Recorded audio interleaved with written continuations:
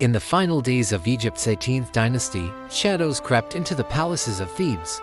Once mighty pharaohs had grown weak, and foreign influences threatened to unravel centuries of glory. The gods, it seemed, were silent, until a new voice echoed from the eastern delta. His name was Paramessu, a military man, born not of royal blood, but of purpose. Sharp-minded, loyal, and feared in battle, Paramessu rose through the ranks under Pharaoh Horemheb. But he wasn't just another general. He was a man with vision and destiny. Horemheb, seeing nowhere to continue his reign, made a bold decision. He named Paramessu as his successor. And when the final breath left Horemheb's body, Paramessu became Ramesses I, the first pharaoh of a new era, the founder of the 19th dynasty. But the weight of the double crown was heavy.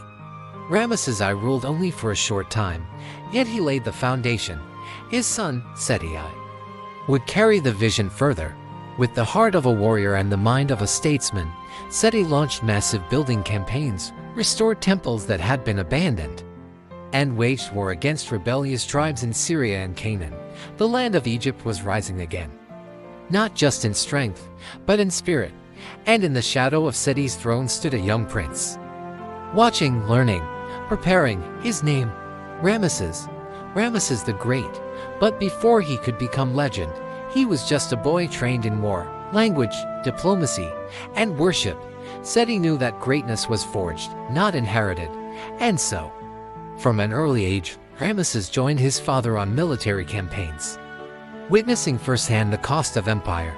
As Seti pushed Egypt's borders and reasserted dominance, he faced not just foreign enemies, but a fragile memory of past dynasties, the chaos of Akhenaten's reign, the loss of faith in the gods, the instability of the throne. These wounds still bled.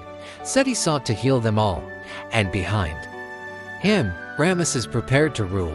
In temples, artisans carved stories of divine kingship and military victories.